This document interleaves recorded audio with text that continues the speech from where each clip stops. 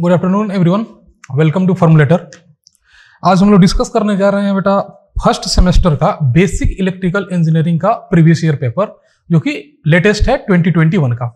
ये सेमेस्टर 1 और सेमेस्टर 2 में जो बेसिक इलेक्ट्रिकल इंजीनियरिंग हम लोग पढ़ते हैं उसका प्रीवियस ईयर पेपर हम लोग डिस्कस करने जा रहे हैं, है ना। ये पेपर जो है इसमें 9 क्वेश्चंस होते हैं। इस 9 क्वेश्चंस में से आपको 5 क्वेश्चंस का आंसर देना होता है। Out of 9 you have to write 5 questions. And इसमें पहला जो क्वेश्चन है, फर्स्ट क्वेश्चन, जो कि ऑब्जेक्टिव नेचर का है, वो ना कंपलसरी होता है सबके लिए। जो पहला क्वेश्चन है जो कंपलसरी है उसमें 10 क्वेश्चंस होते हैं, MCQs, multiple choice questions. Out of 10 आपको 7 के आंसर देने होते हैं, तो ये 14 मार्क्स का होता है। तो जो आपके 5 क्वेश्चन है सारे 14 मार्क्स ईच हैं। सब जो सब सेक्शन है वो सब डिवाइड किए गए हैं, उनके आपके पास जो मार्क्स हैं वो दिए होते हैं राइट साइड में, है ना। तो हम लोग स्टार्ट कर रहे हैं क्वेश्चन नंबर 1 से। Question number 1 means objective question है। ये 10 क्वेश्चंस है। इन 10 क्वेश्चंस में आपको आउट ऑफ 10 आपको 7 के आंसर देने हैं। सब एमसीक्यूज हैं। हम लोग जो भी यहां डिस्कस करेंगे सारे न्यूमेरिकल्स डिस्कस करेंगे, एमसीक्यूज डिस्कस करने वाले हैं। Let us start with the question number 1। तो पहला क्वेश्चन ले रहा है, that is the question number 1। Question number 1 का क्वेश्चन नंबर ए हम डिस्कस कर रहे हैं। तो जो भी हम क्वेश्चन डिस्कस करेंगे, क्वेश्चन यहां डिस्प्ले होगा, तो एक बार आप क्वेश्चन रीड आउट करेंगे, अपने से सॉल्व करने की कोशिश करेंगे, देन सीधे सॉल्यूशन, है ना। एक बार हम क्वेश्चन रीड आउट कर रहे हैं, question will display here. In an AC series RLC circuit, in an AC series RLC circuit, the voltage across R and L is 20 volt and the voltage across L and C is 9 volt and the voltage across RLC is 15 volt. What is the voltage across C? Option number 1 21 volt, option 2 16 volt, option 3 12 volt and option 4 7 volt.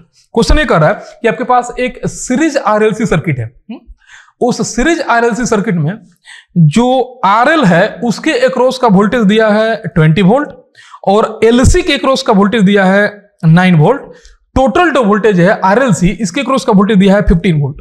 What is given in the question is, आपके पास एक series RLC circuit है, ठीक है। इस series RLC circuit में are और L के across का वोल्टेज, यानी कि यहां से लेके यहां तक का वोल्टेज, है ना, आर एल के क्रॉस का voltage, it is given as 20 volt. ये है 20 वोल्ट।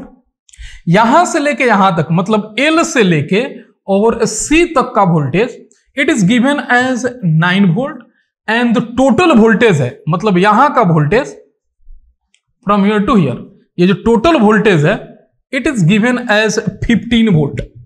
ये 3 डेटा दिया हुआ है। आरएल के क्रॉस का वोल्टेज 20 वोल्ट, एलसी के क्रॉस का voltage 9 volt and total voltage 15 volt. आपसे क्वेश्चन ये पूछ रहा है what is the voltage across a capacitor, what is the voltage across capacitor. तो कैपेसिटर के क्रॉस की वोल्टेज आपको फाइंड आउट करनी है ना, यहां केवल यहां की वोल्टेज आपको निकालनी है। लेट्स सी, मान लीजिए यहां का वोल्टेज VR है, यहां का वोल्टेज VL है और यहां का वोल्टेज VC है। तो आपको क्वेश्चन में क्या दिया है, VR का स्क्वायर प्लस VL का स्क्वायर का अंडर रूट कितना दिया हुआ है, 20 वोल्ट। सर ऐसा क्यों लिख रहे हैं आप, VR प्लस VL क्यों नहीं लिखे। अगर वोल्टेज अक्रॉस रेजिस्टेंस VR है और वोल्टेज अक्रॉस इंडक्टर VL है, तो एक्चुअल तो दिया हुआ है सर वोल्टेज रेजिस्टेंस का और इंडक्टर का, इसका सम 20, तो आप ये वाला क्यों लिखे, ये रूट क्यों लिखे। क्योंकि बेटा जो इंडक्टर का वोल्टेज है वो करंट को लीड करता है, सॉरी करंट को लीड करता है, डेफिनेटली करंट लैग करता है। एंड रजिस्टर का जो है वो सेम फेज में होता है। मीनिंग है कि अगर आप फेजर बनाओ तो ये VR है और यही करंट है I, लेकिन जो VL होगा वो इससे ऊपर होगा क्योंकि करंट जो है लैगिंग नेचर का होता है। तो अगर यहां पे होगा तो ये आपका वोल्टेज ना दोनों का सम हुआ, ये VR है ये VL है, तो क्या लगाओगे तुम, पाइथागोरस लगाओगे। ये क्या हो जाएगा, ये जो टोटल वोल्टेज मिलेगा ये क्या हो जाएगा, VR square plus VL square का अंडर रूट। इसलिए यहां पे ना ये पाइथागोरस लगाना होता है अकॉर्डिंग टू फेजर। नाउ तो आपके पास ये वैल्यूज दिया हुआ है 20 वोल्ट। सिमिलरली जो आपका कैपेसिटर का वोल्टेज होगा वो कहां होगा, वो होगा नीचे, इसको बोलते हैं वो VC।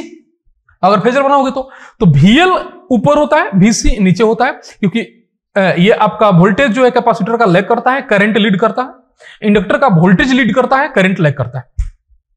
ठीक है, यहां पे वोल्टेज लैग करता है, करंट लीड करता है। It's all about the concept of phasor. अब उसको यहां पे थोड़ा सा लेके आओ, तो अगर VL माइनस VC करोगे, देखो ना दोनों सेम फेज में, मतलब आउट ऑफ फेज है, तो VL माइनस VC की वैल्यू कितनी दी हुई है, 9 वोल्ट, यानी कि इसका वोल्टेज माइनस इसका वोल्टेज कितना दिया है, 9 volt. VL minus VC equal to 9 volt, ये आपका दिया हुआ है। एंड ये पहला इक्वेशन है, ये दूसरा इक्वेशन है। नेक्स्ट आपका क्या दिया हुआ है क्वेश्चन में, टोटल जो वोल्टेज है, टोटल वोल्टेज मतलब अब VL माइनस VC कहां हो गया, ये वोल्टेज हो गया, VL माइनस VC है ना, ये वोल्टेज हो गया, ये टोटल वोल्टेज हुआ एक्चुअली, अगर तीनों वोल्टेज लोगे तो ये टोटल वोल्टेज है ना। It is given as 15 volt, और तुमको दिख भी रहा होगा ये जो वोल्टेज है ये कंपैरेटिवली कम है इससे, अगर ये 20 वोल्ट है तो ये 15 वोल्ट है। एनीवे, तो आपको क्वेश्चन में लास्ट डेटा दिया हुआ वो ये दिया हुआ है कि VR का square plus VL minus VC का square, this whole is equal to, है ना। अब यहां पे ये वाला ये कितना वोल्ट दिया है, 15 वोल्ट, ये दिया हुआ है 20 वोल्ट, ये दिया है 15 वोल्ट, यहां से यहां दिया है 9 वोल्ट, ये क्वेश्चन के डेटा है। तो ये आपका 3 डेटा दिया हुआ है ना। यहां से आपको क्या निकालना है, वोल्टेज अक्रॉस कैपेसिटर, मतलब VC की वैल्यू निकालनी है, दैट्स इट। आपको सॉल्व करना है, यहां से निकल जाएगा। फर्स्ट इसको आप सॉल्व करेंगे, यू विल गेट एज, अगर यहां से आप सॉल्व करेंगे इक्वेशन नंबर 1, यू कैन, यहां पे हम यहां पे लिख रहे हैं नीचे, equation number 1 can be written as VR का स्क्वायर प्लस VL का square is equal to 400, this become equation number 3, here to become equation number 4।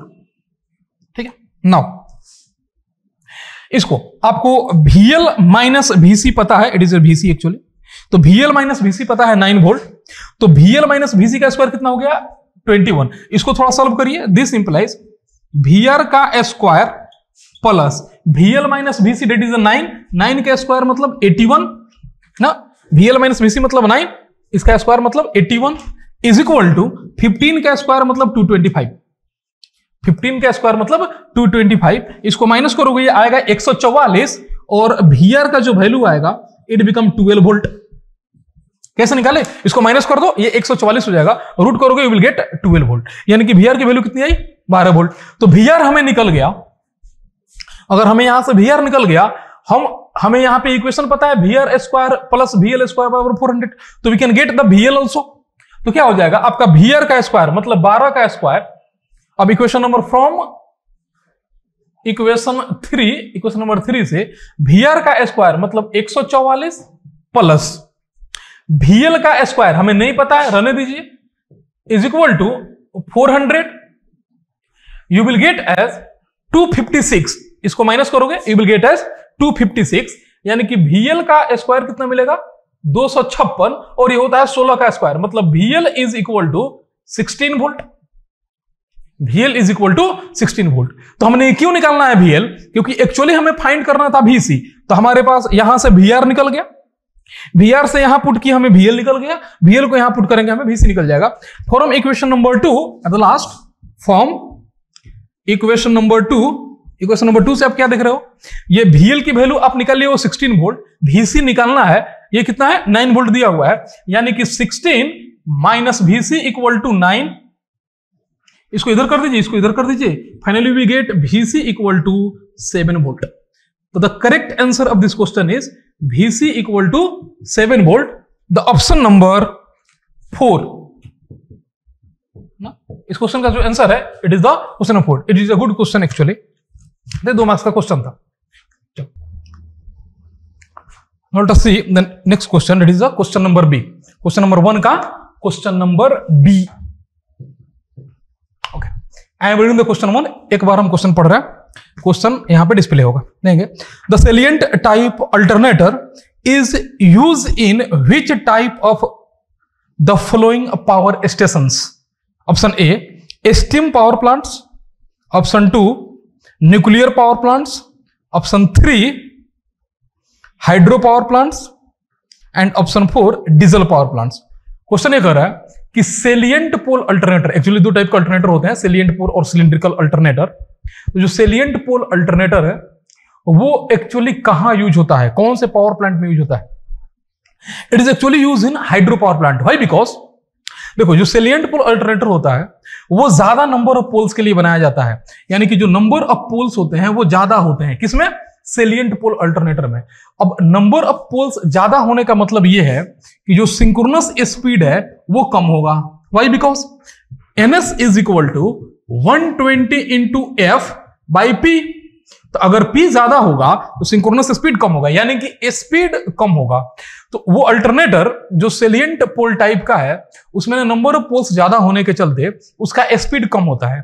If the speed is less than it is preferably use in the hydro power plant, क्योंकि वहां पे जो speed है वो कम होता है, hence it is preferably use in the hydro power plants. The correct option will be option number 3।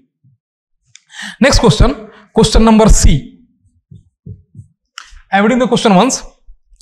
A single phase AC voltage source has 200 volt RMS and it is connected to a system which consumes an active power of 300 watt. What is the reactive power consumed by the system if 2.5 ampere RMS current is drawn?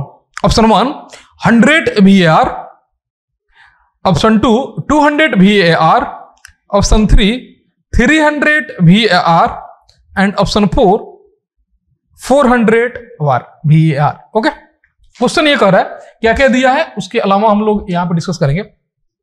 तो question में दिया यह है कि जो voltage है, जो RMS voltage है वो 200 वोल्ट है।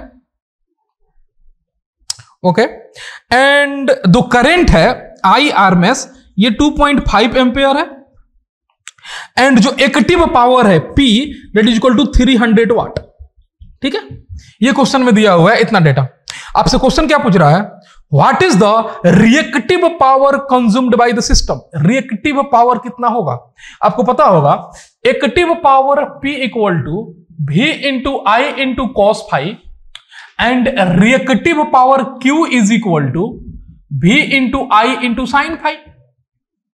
तो हमें एक्चुअली निकालना है क्या, साइन फाई। अगर हम साइन फाई कैलकुलेट कर लेंगे we directly find out the reactive power, क्योंकि V पता है आई पता है ना। नेक्स्ट, तो हमें ना कोस फाई कैसे निकलेगा, क्योंकि पावर फैक्टर एक्चुअली होता है, इसलिए जो कोस फाई निकलेगा, cos phi is equal to जो पावर है divide by V into I. कितना पावर है, 300 वाट का पावर दिया है, कितना वोल्ट पे, 200 वोल्ट पे और 2.5 पे एम्पेयर पे। तो V की वैल्यू पता है, I की वैल्यू पता है, P की वैल्यू पता है। यहां से cos फाई की वैल्यू निकल जाएगी, इट बिकम इक्वल टू 0.6। ये कैलकुलेट करोगे ये आएगा 0.6। अगर cos फाई 0.6 है तो बाय डिफॉल्ट ना sin फाई कैसे निकालोगे, फाई का वैल्यू निकाल लो cos इनवर्स करके और sin फाई कैलकुलेट कर लो। वहां से फाई कैसे निकलेगा, cos इनवर्स 0.6 कर लो, फाई निकल जाएगा, उसमें साइन लगा दो, साइन फाई निकल जाएगा, then sine phi become equal to 0.8। ठीक है, अगर cos पॉइंट 0.6 होता है ना, साइन फाई 0.8 होता है, ये याद भी रखना। अगर क्योंकि इलेक्ट्रिकल में ये टर्म बड़ी यूज होंगे, cos 0.6 और 0.8। रिपीट कर देते हैं हम, cos फाई अगर 0.6 है तो साइन फाई 0.8 होगा, अगर cos फाई 0.8 है तो साइन फाई 0.6 होगा। ये दोनों एक दूसरे के रिवर्स होते हैं। नाउ तो हमें साइन फाई निकल गया, तो बाय डिफॉल्ट हम रिएक्टिव पावर निकाल सकते हैं। इसलिए जो रिएक्टिव पावर होगा that is the 200 voltage into 2.5 that is the current into 0.8। If you are calculating it is coming as a 400 volt ampere reactive. VAR is the unit of reactive power. तो volt ampere reactive मतलब कि क्या हो गया, option number 4 400 VAR। तो question number C का option होगा option number 4, the correct answer. ठीक है, now let's see the next question. It is question number D. Question number D. Question number 1 का question number D. I am reading the question once.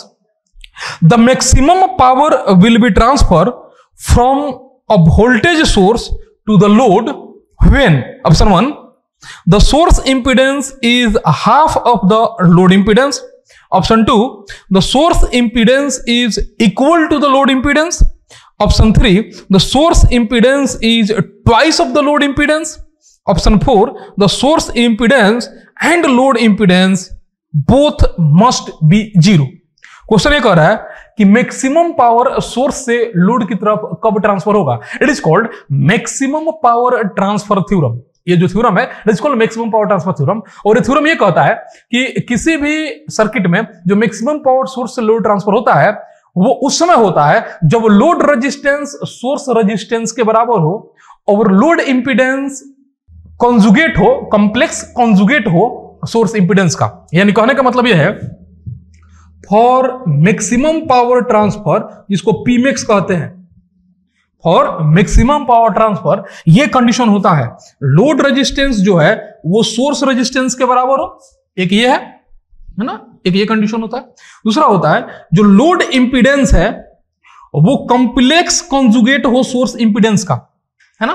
तो since इस question में ये option ज्यादा preferred किया जाता कि source impedance is equal to complex conjugate of load impedance. अगर इस तरह है सोर्स इंपीडेंस लोड इंपीडेंस, या फिर आप इसको ऐसे भी लिख सकते हो कि ZS equal to ZL conjugate, दोनों ही करेक्ट है। RS इक्वल टू RL, दोनों ही करेक्ट है। तो अगर ये लिखा होता ना तो ज्यादा एप्रोप्रिएट होता, बट एनीवे नहीं दिया है तो आप क्या लिखोगे, source impedance is equal to load impedance. Actually load resistance और सोर्स रेजिस्टेंस जब बराबर होंगे तब मैक्सिमम पावर ट्रांसफर होगा, एक बात होता है। और सोर्स इंपीडेंस अगर कॉम्प्लेक्स कॉन्जुगेट होगा लोड इंपीडेंस का तब होता है मैक्सिमम पावर ट्रांसफर। तो इसमें तो कॉम्प्लेक्स कॉन्जुगेट वर्ड नहीं लिखा है, बट बाय डिफॉल्ट आप ये अंडरस्टूड करोगे कि source impedance is equal to load impedance. The option will be option number 2, है ना। तो क्वेश्चन नंबर डी का आंसर होगा option number 2। Now let us see the next question, that is question number E, है ना। पहला का question number E. एक बार क्वेश्चन हम रीड आउट कर रहे हैं, देखो। The condition for maximum efficiency is in the transformer is, the condition for maximum efficiency in the transformer is, option 1 core loss should be equal to friction and windage loss, option 2 copper loss equal to mechanical loss, option 3 core loss equal to copper loss, option 4 copper loss should be half of the core loss, है ना। तो question ये कह रहा है कि maximum efficiency कब occurred होता है। एज यूजुअल आपको पता है कि कंडीशन क्या है मैक्सिमम एफिशिएंसी अकर्ड होने का इन द ट्रांसफार्मर, कि जो आपका कॉपर लॉस है पीसीयू जो है वो बराबर होना चाहिए पीआई के, आयरन लॉस के, तब जाके मैक्सिमम एफिशिएंसी होता है। It is for eta max, maximum efficiency का कंडीशन है कि कॉपर लॉस आयरन लॉस बराबर होने चाहिए। ऑल्सो कॉल्ड एज, इसको आप वेरिएबल लॉस कहते हो, ये ना बेटा वेरिएबल लॉस कहा जाता है, इसको बोलते हैं कांस्टेंट लॉस। तो यही दो लॉस मेजर होते हैं एक ट्रांसफार्मर में। तो वेरिएबल लॉस जब कांस्टेंट लॉस के बराबर हो जाए या कॉपर लॉस आयरन लॉस के बराबर हो जाए तब जाके एफिशिएंसी मैक्सिमम होती है। यानी कि the correct answer will be the core loss equal to the copper loss, that is the option number 3, option number 3। Let's see the next question, question number F, है ना। क्वेश्चन नंबर 1 का question number F, the unit of magnetic flux density is, option 1 weber, option 2 weber per metre square, option 3 ampere per metre square, option 4 ampere turn, मतलब 80। Maximum flux density, sorry magnetic flux density B का unit बताना है। तो maximum flux density B बराबर होता है flux by area, flux per unit area. Flux का unit क्या होता है वेबर, एरिया का unit metre square. The correct answer will be weber per metre square. The correct option will be option number 2, option number 2 will be the correct answer of this question. Next question, question number G, question number 1 का question number G. I am reading the question once. The supply frequency of transformer is increase, the supply frequency of a transformer is increased, the rating of transformer would have been, option 1 decreases, option 2 don't change, option 3 increases, option 4 equal to maximum kVA rating। Question ये कह रहा है कि एक transformer की frequency को increase किया गया है तो उसकी रेटिंग पे क्या चेंजेस आएंगे, है ना। एक्चुअली ट्रांसफार्मर की जो वोल्टेज होता है ना, जो इंड्यूस ईएमएफ आप कहते हो V is equal to E induce EMF voltage rating, ये होता है 4.44 into F into five into number of turns. ये फॉर्मूला होता है उसका, यानी कि जो वोल्टेज है और जो इंड्यूस ईएमएफ है ये प्रोपोर्शनल होता है फ्रीक्वेंसी के। तो अगर फ्रीक्वेंसी बढ़ाओगे तो वोल्टेज बढ़ेगा, अगर वोल्टेज बढ़ेगा तो बाय डिफॉल्ट इसका रेटिंग जो है, केवीए रेटिंग जो है वो इंक्रीज करेगा। इट इज नॉट मैक्सिमम, वो मैक्सिमम नहीं होगा but it will B increases, वो इंक्रीज करेगा। The correct answer will B increases, मतलब कि अगर ये बढ़ाओगे तो केवीए रेटिंग का मतलब क्या होता है, वोल्टेज इंटू करेंट इंटू 10⁻³ तो अगर ये बढ़ेगा तो by default KVA rating increase करेगा, यानी कि the correct option will be option number 2, यानी कि ऑप्शन नंबर जी का option number 2 is the correct answer. Let's see the next question, that is question number H. Question number 1 का question number H. I am reading the question once. A series circuit contains a resistance of 4 ohm. A series circuit contains a resistance of 4 ohm, a inductance of 0.5 Henry, and a variable capacitance across 10 volt 50 Hz supply. What would be the voltage across an inductor? Option 1, that is 4568 volt, option 2 3925 volt, option 3 1215 volt 50 volt, and option 4 580 volt। Question ये कर रहा है कि आपके पास एक series resistance है, sorry एक series RLC circuit है, आई एम ड्रॉइंग हियर।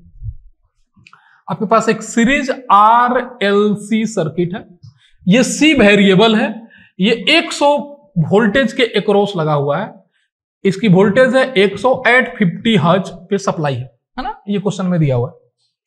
ये दिया है कि ये 4 ओम का है, ये दिया है कि ये 0.5 हेनरी का है, ये वेरिएबल है जो कैपेसिटर है। ठीक, कह रहा है कि इसमें जो आपका इंडक्टेंस के अक्रॉस का वोल्टेज होगा वो कितना होगा। इस क्वेश्चन में देयर इज सम मिसप्रिंट, ये मिसप्रिंट है कि क्वेश्चन में आगे ये लिखना है what would be the voltage across inductor at resonance, क्योंकि अगर इस क्वेश्चन में ये बात नहीं जिक्र किया जाएगा इस क्वेश्चन सॉल्व नहीं होगा, है ना। तो आपको ये क्वेश्चन में एक मिसप्रिंटिंग है और क्वेश्चन में क्या होना चाहिए, एट रेजोनेंस वर्ड ऐड होना है। तो जैसे ही आप रेजोनेंस पे जाएंगे तो सिंस एट रेजोनेंस जैसे रेजोनेंस वर्ड यूज करोगे, एट रेजोनेंस जो आपका एक्सएल है और जो एक्सी है वो दोनों बराबर हो जाएंगे और सर्किट बिकम प्योर रेजिस्टिव, यानी कि ये जो इंपीडेंस है, इनके जो रिएक्टिव इंपीडेंस है वो एक दूसरे को नेगलेक्ट कर देंगे। एक्सएल पॉजिटिव होता है, एक्सी नेगेटिव होता है, तो एक दूसरे को नेगेटिव कर देंगे और आपको केवल आर बन जाएगा सर्किट में। उस केस में एट रेजिस्टेंस जब ये बात हो जाएगा तो आई का जो वैल्यू होगा, आई का जो वैल्यू होगा ये प्योरली रेजिस्टिव के लिए हो जाएगा और it become V by R actually, जो भी आपने सप्लाई दिया है, यानी कि V कितना है 100 वोल्ट बाई 4, यानी कि ये डायरेक्ट 25 एम्पेयर आ जाएगा आपका करंट। ठीक है, तो करंट हमें कितना मिल गया 25 एम्पेयर। नाउ आपको वोल्टेज अक्रॉस क्या निकालना है, inductor, right. To find the voltage across inductor, इसलिए जो VL होगा यानी कि voltage across inductor that become equal to 2 pi f into L into I। Actually since जो VL है वो कितना होगा XL इंटू I, है ना। XL मतलब reactance into current, XL into I, तो XL का value 2 pi f into L into I, तो 2 पाई f कितना दिया है 50 हर्ट्ज, L का वैल्यू 0.05 है, 0.5 इंटू करंट आपने निकाला है 25 एम्पेयर, तो 25 इसको यहां पुट करेंगे आपको VL की वैल्यू मिल जाएगी। I have already calculated, it is coming as 3926 volt and the approximately it is 3925 volt, यानी कि जो करेक्ट आंसर होगा वो 3925 वोल्ट होगा, ऑप्शन 2। द एच क्वेश्चन का जो आंसर है that is the option number 2, it is the correct answer of this question. तो ये हमारा आंसर है इस क्वेश्चन का, that is 3925। It is a good question actually, but इसमें ना क्या छोड़ के रखा है, ये ना रेजोनेंस वर्ड यूज नहीं किया है ना, तो बाय डिफॉल्ट ये मिसप्रिंट है। उन्हें ये वर्ड यूज करना है at resonance. Now, let us see the next question. That is question number I. Question number 1 का question number I. I am reading the question once. An induction motor, in an induction motor, if the air gap increases, option 1, its speed will reduce. Option 2, its efficiency will improve. Option 3, its power factor will reduce. Option 4, its maximum torque will reduce. कह रहा है कि अगर एक induction machine के air gap को increase करोगे तो क्या चेंजेज होगा। इफ एयर गैप इंक्रीजेस, अगर आप एयर गैप इंक्रीज करोगे तो by default leakage flux increase होगा, है ना। मशीन का लीकेज फ्लक्स, एयर गैप ज्यादा होगा तो लीकेज फ्लक्स इंक्रीज होगा। लीकेज फ्लक्स इंक्रीज होना मतलब ना एक्स की वैल्यू इंक्रीज होगी, रिएक्टेंस की वैल्यू इंक्रीज होगी। रिएक्टेंस, लीकेज रिएक्टेंस होता है ये एक्चुअली, तो लीकेज फ्लक्स बढ़ेगा तो रिएक्टेंस बढ़ेगा। अगर रिएक्टेंस बढ़ेगा तो पावर फैक्टर रिड्यूस होगा। क्यों? क्योंकि कॉस फाई क्या होता है भाई, कॉस फाई ना always R upon under root R square plus X square होता है। तो अगर लीकेज रिएक्टेंस बढ़ेगा तो पावर फैक्टर क्या होगा, मशीन का रिड्यूस होगा। The correct answer will be the power factor get reduce, यानी कि the answer will B 3, option 3। Anyway, इस क्वेश्चन में जो आपका मैक्सिमम टॉर्क है it should also be reduce, ये भी रिड्यूज होना चाहिए अगर एफ गैप आप इंक्रीज करोगे तो। एक्चुअली होता क्या है, हालांकि इस क्वेश्चन का आंसर 3 है, बट अगर आप मैक्सिमम टॉर्क मारोगे then also it should be correct. Why? Because T max का जो वैल्यू होता है maximum torque, it is equal to actually K into E2 square divide by 2x2 होता है।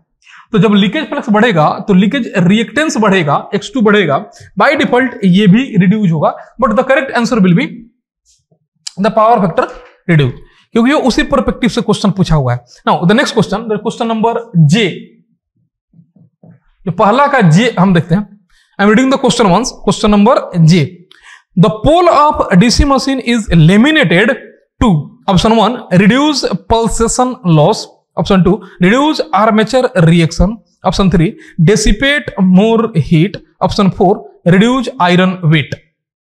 क्वेश्चन ये कह रहा है कि एक डीसी मशीन के पोल को लेमिनेट क्यों किया जाता है। एक्चुअली बेटा डीसी मशीन में जो पोल होता है ना, उसको उसके जो पोल कोर होता है उसको लेमिनेट नहीं किया जाता। जो पोल सूज होता है ना, पोल सू या पोल आप उसको पोल आर्क भी कहते हो, कोई पोल फेस भी कहता है, वो पार्ट ना एक्चुअली लेमिनेट किया जाता है। बिकॉज जो आर्मेचर में जो ईएमएफ इंड्यूस होता है ना, वो एसी नेचर का होता है, पल्सेटिंग नेचर का होता है, वो एसी होता है, वो डीसी नहीं होता। इन the case of DC machine the EMF induce in armature is the AC, है ना, एसी होता है।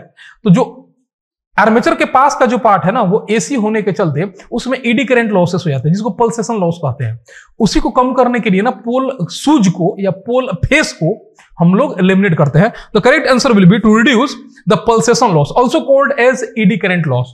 तो एडी करंट को कम करने के लिए किया जाता है। तो यानी कि correct answer will be option number 1, यानी कि ऑप्शन नंबर जे का जो करेक्ट आंसर होगा वो होगा ऑप्शन 1, है ना, because it is to reduce eddy current loss. ये ईडी करंट लॉस को रिड्यूस करने के लिए किया जाता है। Let us see the next question, that is the question number 2b। Question number 2b, okay, I am reading the question once. The current in a circuit is given by 4.5 plus J12 ampere when the applied voltage is 100 plus J150 volt. Determine first the complex expression of impedance stating whether it is inductive or capacitive. Question 2 the power, and question 3 the phase angle between current and voltage.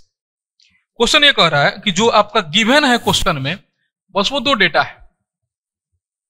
जो given है वो ये है कि जो current है I is equal to phasor actually, तो जब भी एसी करंट की बात की जाए और फेजर करंट की बात की जाए, it is more convenient to write in a small case letter.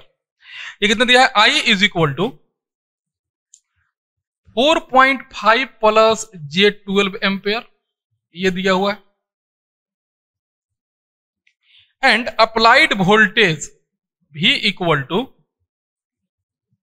ठीक, it is given as 100 plus J150 volt, ठीक है। Determine the complex expression of impedance, तो पहला निकालना है इंपीडेंस का एक्सप्रेशन। पहला क्वेश्चन क्या कर रहा है, Z is equal to what is the impedance, V by I, जो प्रीवियस क्वेश्चन में हमने देखा है, अब स्मॉल में यूज करते हैं हम लोग, V into I। What is given as Z is equal to V, मतलब आपको कैलकुलेटर को कॉम्प्लेक्स मोड में डालना है, देन ओनली ये क्वेश्चन सॉल्व हो पाएगा। तो कितना हो गया ये, 100 plus J time 150 divide by 4.5 plus J time 12।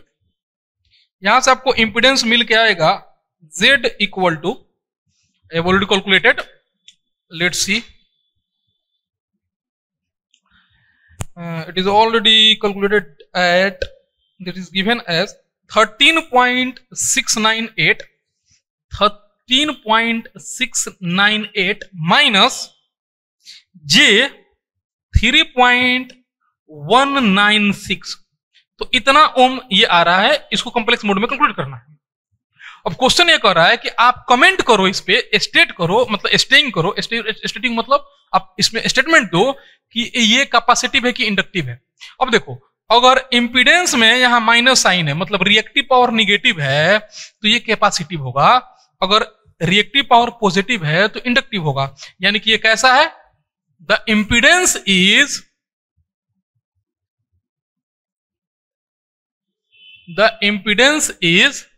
Capacitive,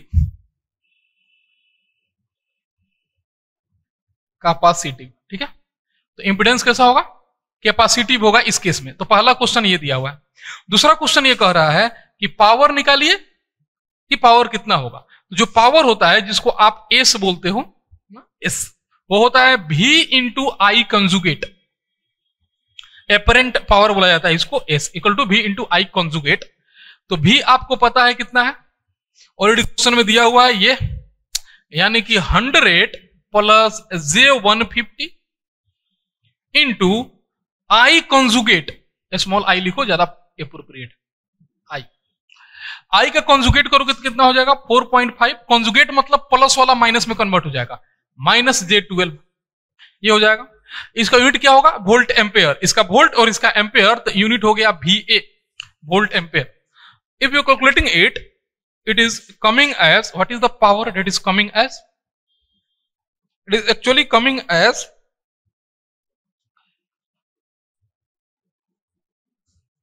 2310.44 at angle minus 13.134 degree, this much VA, volt ampere. तो आपका जो दूसरा क्वेश्चन दिया है उसमें आपको बोल रहा है पावर निकालने के लिए कॉम्प्लेक्स पावर कहो या इसको एपरेंट पावर कहो, दोनों सेम ही है। ये कितना आ रहा है, इतना volt ampere. This is the second question. तो क्वेश्चन नंबर थर्ड क्या कह रहा है, आपको एंगल बताना है वोल्टेज एंड करंट के बीच में। What is the angle between current end voltage. तो करंट और वोल्टेज के बीच का एंगल, तो हमें ना इसको, ये जो रेक्टेंगुलर फॉर्म में दिया है, इसको इस वाले फॉर्म में कन्वर्ट करना पड़ेगा, पोलर वाले फॉर्म में। यानी कि जो V है वो किसके बराबर हो जाएगा, सॉरी जो I है वो किसके बराबर हो जाएगा, I इज इक्वल टू दिया है 4.5 प्लस J12। जब इसको कन्वर्ट करोगे किस में, पोलर कोऑर्डिनेट में। कैसे पोलर होता है, एक्चुअली इसका स्क्वायर प्लस इसका स्क्वायर, tan इनवर्स इमेजिनरी बटा रियल, ये होता है। यानी कि जो यहाँ 5 होगा वो 4.5 का स्क्वायर प्लस 12 का स्क्वायर, एंगल इमेजिनरी बटा रियल, तो tan इनवर्स 12 बटा 4.5। अदरवाइज आप डायरेक्ट कैलकुलेटर से कर सकते हो, कोई दिक्कत नहीं है, हमने कैलकुलेटर से ही यूज किया। क्या करना है, रेक्टेंगुलर है, कन्वर्ट कर दोगे पोलर में। जैसे ये डालोगे, पोलर का सिंबल होता है, directly converted into polar coordinate system. It will be converted as, it will be converted as I is equal to 12.816 at angle 69.44 degree, है ना, ये आएगा समथिंग दिस, इतना एम्पेयर डेफिनेटली। और ये जो दिया हुआ है 100 प्लस J150 वोल्ट, जब इसको आप कन्वर्ट करोगे it is coming as 180.28 at angle 56.31 degree, है ना, इतना वोल्ट। तो हमें ये निकल जाएगा आराम से। आपको पूछ रहा है एंगल बिटवीन आई एंड भी, ये आपका पूछ रहा है क्वेश्चन में। तो एंगल बिटवीन आई एंड भी कितना हो जाएगा? आई का एंगल है 69.44 डिग्री माइनस 56.31 डिग्री, तो ये हो जाएगा आपका, डेफिनेटली ये लीडिंग नेचर का होगा क्योंकि करंट का एंगल ना, देख रहे हो, ज्यादा है वोल्टेज के एंगल से, यानी कि करंट लीड करेगा। लीड इसलिए करेगा क्योंकि ये कैपेसिटिव है ना, तो कैपेसिटिव है तो लीड करेगा डेफिनेटली। तो एंगल कितना हो जाएगा दोनों का difference? It is nothing but equal to, I hope it is 7 6 है, तो ये हो जाएगा बेटा, no no no, it is 4 and 9, that is the actually 13 point, it is the 13 point, ये हो जाएगा 1 and 3 13 डिग्री। तो it is the angle answer of the third question, that is इतना डिग्री ना। ये 3 क्वेश्चन आपसे पूछे हुए थे। लीडिंग नेचर का आएगा क्योंकि करंट का जो एंगल है वो ज्यादा है एज कंपेयर टू वोल्टेज। एक बार वीडियो पॉज करके इसको कॉपी करोगे। Now let us see the next question, that is question number 3 का ए। I am reading the question once. If a coil of unknown resistance and reactance is connected in a series with 100 volt 50 A supply, the current locus diagram is found to have a diameter of 5 ampere, and when the value of series resistor is 15 ohm, the power dissipated is maximum. Calculate the reactance and resistance of the coil and the value of maximum power in the circuit and the maximum current. अब देखो इस question में क्या कर रहा है कि आपके पास एक आरएल सर्किट है ना, एक आरएल सर्किट है, एंड इस आरएल सर्किट में जो आपको लोकस ड्रॉ किया गया है करंट का, एक सीरीज आरएल सर्किट है और रेजिस्टर है और उसमें रिएक्टेंस है, कॉइल है। तो जो उसका लोकस ड्रॉ किया गया है करंट का, उसकी डायमीटर 5 एम्पियर है। पहले बात समझो, इस क्वेश्चन में ना कुछ हमें अज्यूम करके चलना पड़ेगा, देन ओनली ये क्वेश्चन सॉल्व हो पाएगा। अब क्वेश्चन में क्या कर रहा है कि आपके पास एक कॉइल है जिसका इंपीडेंस है R प्लस XL, ठीक है, और JXL भी ले सकते हो। इस क्वेश्चन में ये कह रहा है कि ये आपका लोकस ड्रॉ किया गया है। तो अगर आप करंट निकालोगे I, तो कितना हो जाएगा बेटा? जो भी आपका V है बाई Z, तो V let it be V आपका कितना दिया हुआ है? 100 volt, 100 volt, it is the 100 volt. और अगर मैग्नीट्यूड की बात करोगे तो it become equal to R square plus XL square, that's it. This become equal to current का मैग्नीट्यूड की बात कर रहे हो। अब कह रहा है अगर इसका लोकस ड्रॉ करोगे तो वो ना उसका डायमीटर 5 एम्पियर का रहा है। देखो जब भी लोकस ड्रॉ करना होता है तो आपको ना एक चीज वेरी करना पड़ेगा, आइदर दिस और दिस, है ना, एक चीज वेरी करना पड़ेगा। क्वेश्चन के आगे के पार्ट में क्या लिखा हुआ है कि power is maximum when resistance is 15 ओम। इसका मतलब ये है कि रेजिस्टेंस को वेरी करा के तब ये पावर मैक्सिमाइज किया गया है। तो इस क्वेश्चन से निकालना है कि रेजिस्टेंस वेरिएबल है। हालांकि इस क्वेश्चन में ये डायरेक्टली नहीं मेंशन है कि रेजिस्टेंस वेरिएबल है, हमको पता नहीं है रेजिस्टेंस कितना है, बट अब इस क्वेश्चन को आगे जब पढ़ रहे हो तो क्या लिखा हुआ है, द लोकस डायग्राम, अगर डायग्राम इसका ड्रॉ करना है लोकस तो आपको एक वेरी करना है, ये बात है। ये भी वेरी होता है, ये भी वेरी होता है, किसी को भी वेरी करोगे ना तो लोकस इसका ड्रॉ हो जाएगा, नो डाउट, है ना। लेकिन अब इस क्वेश्चन में आगे जब पढ़ रहे हो तो क्या कह रहा है, when the value of series resistor is 15 ohm, the power dissipated is maximum। इसका मतलब क्या है, रेजिस्टेंस ना वेरिएबल है और जब वो 15 ओम का हो रहा है तो पावर डिसिपेटेड मैक्सिमम है, इसलिए हम मान के चल रहे हैं ये रेजिस्टेंस वेरिएबल। है ना। अगर ये मान के नहीं जाओगे ये क्वेश्चन सॉल्व नहीं होगा, है ना। तो we are assuming that, assume resistance is variable, resistance is variable. तो पहली बात ये अज्यूम करके जाना है कि रेजिस्टेंस वेरिएबल है। जब रेजिस्टेंस वेरिएबल है तो लोकस कैसे ड्रॉ होगा, तो लोकस क्या होगा, अगर ये V है, रेजिस्टेंस वेरिएबल है, तो जब रेजिस्टेंस 0 होगा तो करंट क्या होगा, 90 डिग्री पर लैग करेगा, यहां पे समथिंग यहां पे होगा, ये वोल्टेज ये करंट, तो करंट कहां होगा, समथिंग कहीं यहां पे होगा। जैसे जैसे रेजिस्टेंस बढ़ेगा, क्योंकि लैगिंग नेचर का होगा, और वैल्यू कितना हो जाएगा, और दिया हुआ है वो 5 एम्पेयर, यानी कि यहां की वैल्यू कितनी दे रखी है, उसने ये दे रखी है कि यहां की वैल्यू है 5 एम्पेयर, ये 5 है, ये 5 एम्पेयर है, ठीक है, ये वैल्यू है 5 एम्पेयर। जब R इक्वल टू 0 है तो दिस बटा एक्सएल हो जाएगा डायरेक्टली, तो एक्सएल की वैल्यू हमें यहां से मिल गई डायरेक्टली, रिएक्टेंस की वैल्यू, और यानी कि ये जो डायमीटर है वो कितना है, 5 एम्पेयर का है, तो ये V बाई एक्सएल की वैल्यू कितनी है, 5 एम्पेयर। अब देखो जैसे जैसे रेजिस्टेंस को आप बढ़ाओगे ये करंट ना कम होते जाएगा, और आप जब इन्फिनिटी रेजिस्टेंस होगा तो आपको इस तरह का लोकस मिलेगा, इसको कहते हैं लोकस ऑफ करंट। ये ना लोकस ऑफ करंट है, यहां पे रेजिस्टेंस आपका 0 है, यहां पे रेजिस्टेंस आपका इन्फिनिटी है। देखो जब रेजिस्टेंस 0 होगा तो करंट लैगिंग नेचर का होगा, जिससे रेजिस्टेंस बढ़ते जाएगा ये धीरे धीरे कम होते जाएगा, और क्या मिलेगा आपको, यहाँ पे 0 मिलेगा। रेजिस्टेंस जब इन्फिनिटी होगा करंट 0 हो जाएगा, ये जब 0 इन्फिनिटी को टेंस करोगे करंट 0 हो जाएगा। ये जो डायमीटर है इसका यहां से लेके यहां तक ये 5 एम्पियर है। डायमीटर किसके बराबर होता है, तो जो डायमीटर होता है डाया बराबर जो वोल्टेज बाई एक्सएल है, देख भी रहे हो यहां पे ये किसके बराबर है, वोल्टेज बाई एक्सएल। क्यों डायमीटर, क्योंकि जब रेजिस्टेंस 0 होगा तभी जाके ये पॉइंट से स्टार्ट होगा, ये सेमी सर्कल बनेगा, तो एक्सएल यहां से हमें क्या निकल जाएगा, ये निकल जाएगा एक्सएल की वैल्यू। तो डायमीटर कितना दिया है 5 एम्पियर, तो एक्सएल की वैल्यू कितनी हो गई, V बाई 5 यानी कि 100 बाई 5, ये कितना आ गया 20 ओम। तो एक्सएल की वैल्यू यानी कि रिएक्टेंस की वैल्यू कितनी है 20 ओम। तो एक तो ये निकालना था हमें क्वेश्चन में कि रिएक्टेंस की वैल्यू 20 ओम है।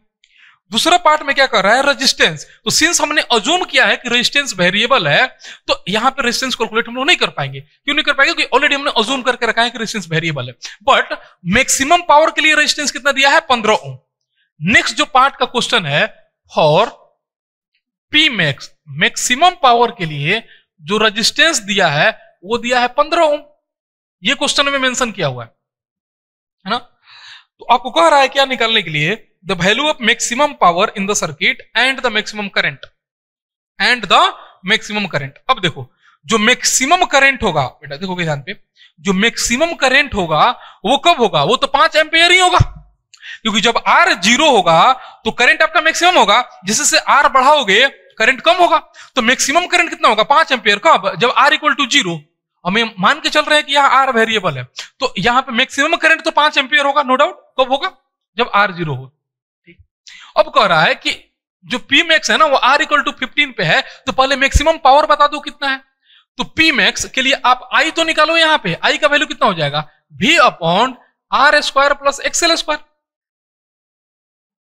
अगर मैग्नीट्यूड लोगे तो इसका अंडर रूट करना पड़ेगा हमें, अंडर रूट, ठीक ना। भी दिया हुआ है 100 डिवाइड बाई R दिया हुआ है कि ये 15 पे मैक्सिमम होगा, तो 15 का स्क्वायर प्लस 20 का स्क्वायर, 15 का स्क्वायर हो गया आपका 400, सॉरी 220 का स्क्वायर 400, 15 का square 225, 625। It become equal to 100 divide by under root 625, और 625 मतलब इट इज कमिंग एज, जो आपका करंट का वैल्यू आएगा इट इज कमिंग एज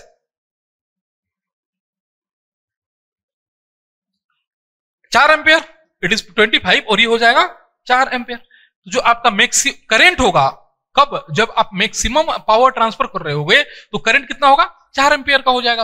अब आपको पी मैक्स निकालना है, तो मैक्सिमम पावर कितना हो जाएगा, आई जो आपने निकाला आई का square into are.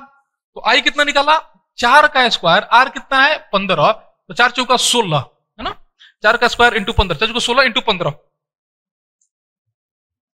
It is coming as 240 watt. तो जो मैक्सिमम पावर आएगा वो कितना आएगा 240 वाट आएगा। तो ये क्वेश्चन में निकाल, आपको एक्सेल की वैल्यू निकालनी थी। आरएल हमने अज्यूम किया है कि वेरिएबल है, तो वो वैल्यू फिक्स नहीं है, तो अब निकाल नहीं पाए।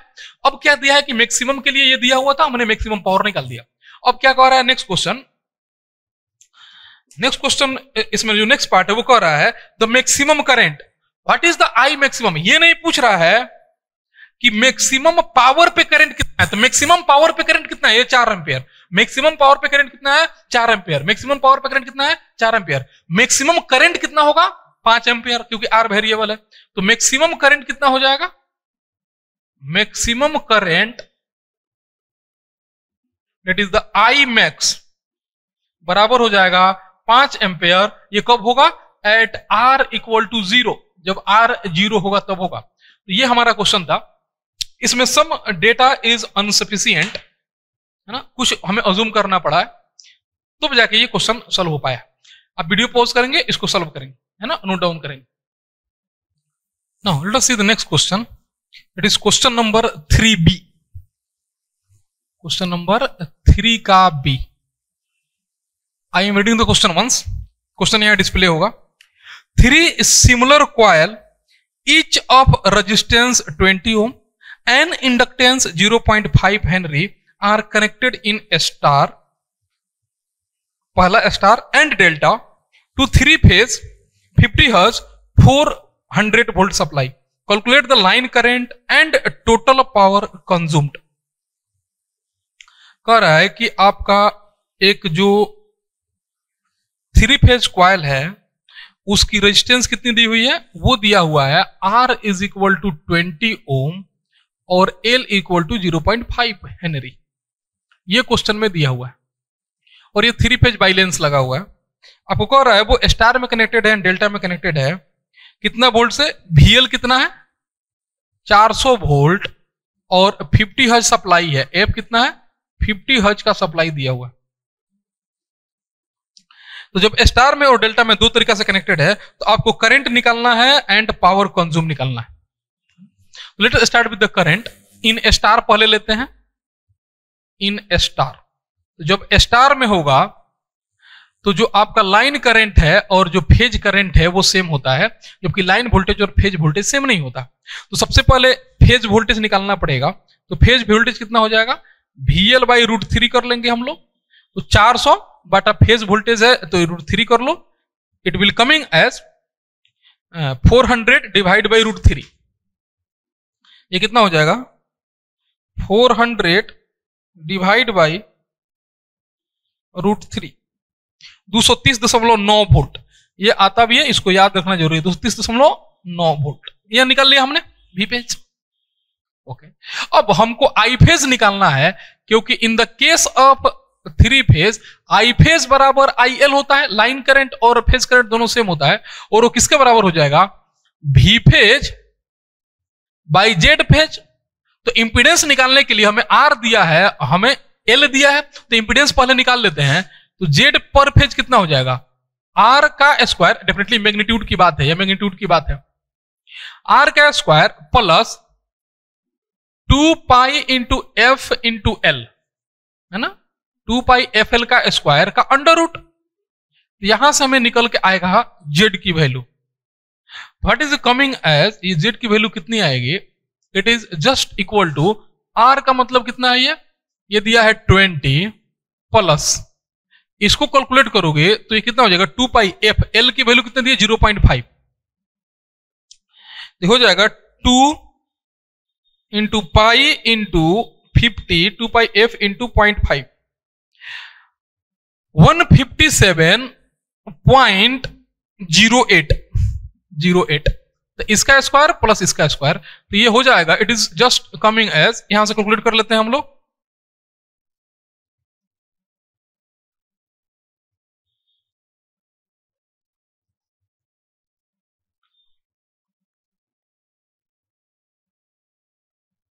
This in plus 400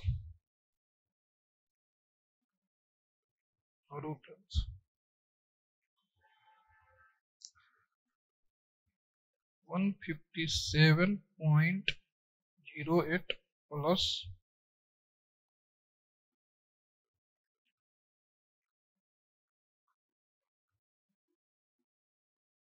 400,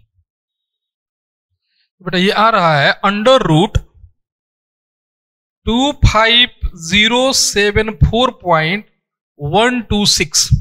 This become equal to under root 25074.126 158.35 ohm है ना। तो हमने ना इंपिडेंस निकाल दिया। Now we can find finally we can get the IPH that is also equal to IL in the case of star. और कितना हो जाएगा ये 230.9 divide by 158.35. This become equal to 230.9 divide by 158.35 is just coming as 1.45 और 46 1.458 आ रहा है 1.458 ampere. तो ये एक क्वेश्चन आपका दिया हुआ था। ये कब आपने निकाला जब वो स्टार है तब, है ना, ये जब स्टार है तब। Let's come when it is delta. तो जब ये डेल्टा में होगा, ध्यान दो, जब डेल्टा में होगा तो बेटा VL और V फेज ना बराबर होंगे, VL और V फेज बराबर होंगे, है ना। ओके, जबकि IL और I फेज बराबर नहीं होंगे तो हमें ना VL और V फेज बराबर होंगे और वो कितना होगा 400 वोल्ट होगा। तो हमें I फेज निकल जाएगा यहां से, है ना। I फेज कितना हो जाएगा, क्योंकि V फेज पता है तो V फेज मतलब 400 वोल्ट डिवाइड बाई इंपीडेंस हमने निकाल लिया है ऑलरेडी इतना 158.35 ओम। ये कितना हो जाएगा, ये it is just coming as 400 divide by 158.35। तो ये आ रहा है 2.526 एम्पेयर। तो ये ना फेज करंट है ना, ये फेज करंट है, क्योंकि फेज यहां पे हमने लिया है और फेज इंपीडेंस लिया है तो फेज करंट निकल गया। What is the line current, तो जो लाइन करंट होता है वो √3 टाइम IL होता है, IPH होता है इन डेल्टा में। तो इसमें किससे मल्टीप्लाई करेगा, √3 से, यानी कि ये हो जाएगा √3 into 2.526। This become equal to 4.375 ampere. तो हमें ना पूछ रहा था कि डेल्टा में और स्टार के समय ये कितना करंट लेगा, तो हमने ना करंट निकाल लिया यहां पे, क्लियर है ना। वो अब पूछ रहा है कि कितना पावर कंज्यूम हो रहा है। I am removing this part, just I am removing this part. तो कह रहा है कि कितना पावर कंज्यूम हो रहा है। तो जो पावर कंज्यूम होगा P equal to √3 into VL into IL, है ना, √3 into VL into IL into cos phi, ये फॉर्मूला होता है।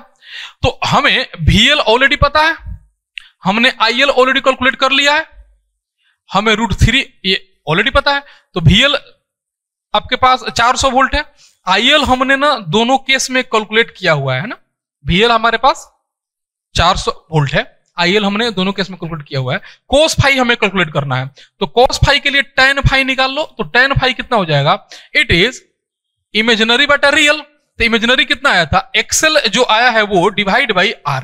यहां से हमें क्या निकल जाएगा, we will get as the phi, यानी कि phi equal to tan inverse XL by R, है ना।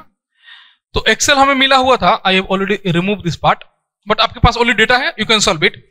तो यहां से एक्सेल हमें पता है, R की वैल्यू उसने दे रखी है ना। तो यहां से आपको क्या निकल जाएगा, you will get as the value of phi.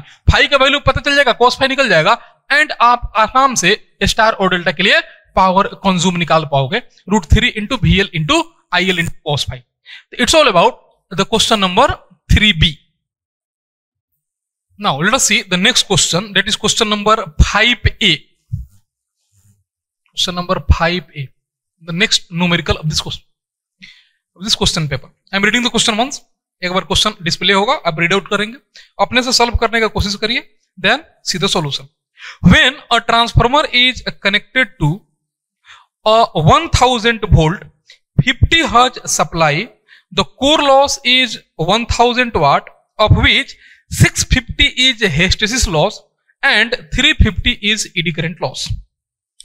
If the applied voltage is raised to 2000 volt and frequency to 1000 hertz, what should be the new core loss? Question ये कह रहा है कि पहले केस में हमने ना V1 लिया हुआ है 1000 volt and F1 supply frequency कितना है 50 हर्ट्ज।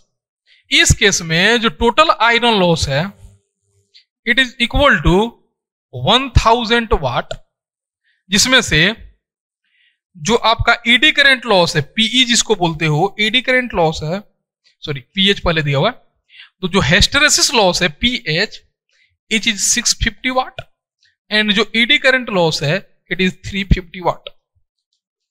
ठीक है, ये क्वेश्चन दिया हुआ है इतना। अब कह रहा है कि जब आप V2 दूसरा जो वोल्टेज है वो 2000 वोल्ट पे और F2 100 हर्ट्ज पे ये सेम ट्रांसफार्मर को सप्लाई करोगे तो टोटल कोर लॉस कितना होगा? What is the total iron loss? PI बराबर वाट कितना होगा आयरन लॉस? ये क्वेश्चन है। तो देखो, जो आपका पीएच होता है हिस्टेरेसिस लॉस, इसको PH1 हम लिख देते हैं, PE1 लिख देते हैं, ये आयरन लॉस 1 लिख देते हैं, इसको 2 लिख देते हैं। तो जो पीएच है वो किसके प्रोपोर्शनल होता है? It is proportional to BM to the power eta into F, इसके प्रोपोर्शनल होता है। एंड PE जो है वो प्रोपोर्शनल होता है BM स्क्वायर F स्क्वायर के। नेक्स्ट BM जो है ये प्रोपोर्शनल होता है V बाई F के। ये आपको पता होना चाहिए, ट्रांसफॉर्मर से निकाला गया ये चीज है। BM प्रोपोर्शनल होता है V बाई F के, ये डेटा आपको पता होना चाहिए। जैसे आप पुट करोगे यहाँ पे, है ना, तो V बाई F पुट करो ना यहाँ पे, तो क्या हो जाएगा? पीएच जो प्रोपोर्शनल हो जाएगा यहाँ पे, प्रोपोर्शनल हो जाएगा, ये जो चीज है वो कांस्टेंट हो जाएगी। क्यों कांस्टेंट हो रही है? देखो यहाँ पे V1 बाटा F1 कितना है? देखना V1 बाटा F1 कितना है? ये BM जो है V बाई F है ना, तो V1 बाटा जो BM होगा V1 बाटा F1 बराबर है ना V2 बाई F2 के, क्योंकि ये 1000 बटा 50 कितना हुआ? 1000 बटा 50 20, 2000 बटा 100 इट इज ऑल्सो 20। तो ये ना V बाई F का जो रेशियो ये कांस्टेंट है, इसका मतलब ये है कि BM क्या है? कांस्टेंट है। ये है, इसका मतलब इस केस में BM इज कांस्टेंट। जब BM कांस्टेंट होगा, यानी कि ये वैल्यू जब कांस्टेंट हो गई, ये भी वैल्यू कांस्टेंट हो गई, तो पीएच प्रोपोर्शनल हो जाएगा F के, P प्रोपोर्शनल हो जाएगा F स्क्वायर के। That's it. PM प्रोपोर्शनल हो जाएगा F के, P प्रोपोर्शनल हो जाएगा F स्क्वायर के। तो पहले कितना था? 50 पे था आपका, जो पीएच था 50 पे, वो था 650। तो जो आपका PH2 होगा वो किसके बराबर हो जाएगा? F के प्रोपोर्शनल है, तो फ्रीक्वेंसी दोगुना हुआ है, तो PH2 भी दोगुना हो जाएगा, यानी कि ये हो जाएगा 1300 वाट। 1300 वाट, 6 दूनी 12, 1300 वाट। और ये किसके कितने बराबर हो जाएगा? 4 गुना के बराबर। क्यों ऐसा? जो ये एक्चुअली ये दोगुना हुआ ना फ्रीक्वेंसी 2 टाइम, तो ये भी दोगुना हो जाएगा, यानी कि 2 इंटू 650, ये हो जाएगा 1350 वाट। 1300 वाट ना, 1300 वाट। और जो PE2 है ये हो जाएगा 4 इंटू 350, यानी कि हो जाएगा 1400 वाट। 1400 वाट, बस ये क्वेश्चन है ना। तो अब कह रहा है कि टोटल आयरन लॉस कितना हो जाएगा? तो PI2 यानी कि टोटल आयरन लॉस कितना हो जाएगा? दोनों का ऐड, यानी कि PH2 प्लस PE2, दोनों को ऐड करो कितना हो जाएगा? 14 और 13 27, यानी कि 2700 what is the correct answer. तो आपको ना इसमें ये कुछ थ्योरीज के नॉलेज होने चाहिए थे, है ना, देन वाले ये क्वेश्चन सॉल्व हो पाएगा। तो PH would be proportional to BM to the power eta. Eta होता है estimate constant into F BM square. Actually V by F का जो रेशियो कांस्टेंट होता है ना, तो पीएच प्रोपोर्शनल हो जाता है F के और P प्रोपोर्शनल होता है F स्क्वायर के। And the question is very easy. Now let us see the next question, that is question number 5C। 5C ये जो next numerical है, question number 5C। I am just reading the question once एक बार question हम read out कर रहे हैं। The primary resistance of a transformer is 0.1 ohm and leakage reactance is 0.8 ohm. When the applied voltage is 1000 volt, the primary current is 50 ampere at the lagging power factor 0.6. Find the primary induced EMF. Question ये कर रहा है कि हमारे पास एक transformer है ना, primary हम यहां बना रहे हैं, जिसका रेजिस्टेंस रिएक्टेंस ये हो गया हमारे पास ट्रांसफार्मर। ठीक है, तो हमारे पास ये ट्रांसफार्मर दिया हुआ है। नाउ आपको कह रहा है कि इस ट्रांसफार्मर में जो आपके पास रेजिस्टेंस है डेट इज 0.1 ओम, ये है 0.1 ओम का, ये है लीकेज रिएक्टेंस 0.8 ओम का। ठीक है, यहां जो आप वोल्टेज अप्लाई कर रहे हो ये 1000 वोल्ट कर रहे हो, तो हम इसको एट एंगल 0 मान लेते हैं, इसको रेफरेंस मान लेते हैं। कह रहा है यहां का वोल्टेज निकालिए, E1 का वोल्टेज निकालिए, ये कितना होगा अगर यहां जो करंट फ्लो हो रहा है it is equal to 50 ampere और 50 एम्पेयर का मैग्नीट्यूड है एंड 0.6 पावर फैक्टर लैगिंग है। तो अगर power factor cos phi equal to 0.6 है तो बेटा जो फाई का वैल्यू निकालोगे cos inverse 0.6 it is nearly equal to 53 degree. तो लैगिंग है यानी कि कितना हो जाएगा एट एंगल -53 डिग्री, इतना एम्पेयर है क्योंकि दिया हुआ है 0.6 लैगिंग है ना। अब कह रहा है यहां का वोल्टेज निकालो, तो लगा दो केवीएल यहां पे, डेट्स केवल केवीएल लगाना है। जब केवीएल लगाओगे तो आपको क्या मिलेगा, ये वोल्टेज को आप V1 बोल देते हो है ना, ये V1 है। तो केवीएल लगाओगे तो क्या हो जाएगा V1 माइनस I1, ये बेटा I1 है, into R1 plus JX1 is equal to E1, that's it, यही मिलेगा। Actually minus E1 equal to 0 मिलेगा, तो हमने E1 यहां कर दिया क्योंकि E1 निकालना था। This we finally get as E1 is equal to 1000 at angle 0 minus 50 at angle -53 degree into कितना दिया हुआ है ये 0.1 प्लस J0.8, डेट्स इट। इसको हम सॉल्व करेंगे कॉम्प्लेक्स मोड में कैलकुलेटर को डाल के and will get the volt E1, the induced EMF E1 it's become equal to, I have already calculated, let's see, यह आ जाएगा, आ रहा है बेटा 965 at angle 0.21 at angle -1.187 degree, इतना वोल्ट। तो अगर आप मैग्नीट्यूड का खाली बात करोगे, ये तो आपका पोलर फॉर्म में है, तो खाली अगर इंड्यूस ईएमएफ के मैग्नीट्यूड का बात करोगे ये हो जाएगा 965.21 volt. Either you can go by this answer और you can go by this answer, both are the correct. ये पोलर फॉर्म में है और ये आपका केवल मैग्नीट्यूड है। ये सिंपल क्वेश्चन था, केवल आपको एक एसी का केवीएल लगाना था। Let's see the next question, that is question number 6B। 6B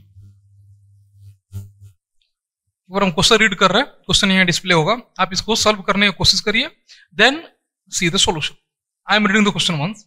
A 6-pole 40 Hz 3-phase induction motor running on the full load with 4% slip develops a torque of 149.3 Newton meter at its shaft. The developed torque है, the friction and windage loss are 200 watt and the stator core and copper loss are 1620 watt. Calculate first the total output power, second the rotor copper loss and third the efficiency at full load. जो question में given data है वो ये है, what is the given data, वो ये है कि स्लिप है 4%, ठीक है, स्लिप है 4%, फुल लोड स्लिप।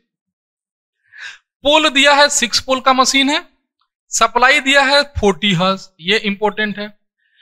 नेक्स्ट आपके पास दिया हुआ है जो डेवलप टॉर्क है टीडी, जिसको बोलते हो डेवलप टॉर्क, 149.3 न्यूटन मीटर, ये दिया हुआ है। Friction and windage loss PFW, friction and windage loss is equal to 200 watt and stator loss यानी कि P1 बोल देते हैं हम, जो स्टेटर में टोटल लॉस दिया हुआ है P1, ये दिया हुआ है 1620 वाट। वो आपका iron loss and copper loss दोनों है इसमें। आपको कैलकुलेट करना है total output power, total rotor copper loss and efficiency. ठीक, अब देखो सबसे पहले हमारे पास ना सिंक्रोनस स्पीड निकल जाएगा, ns equal to 120 f by P. 120 40 by P मतलब 6 पोल, ये हो जाएगा 800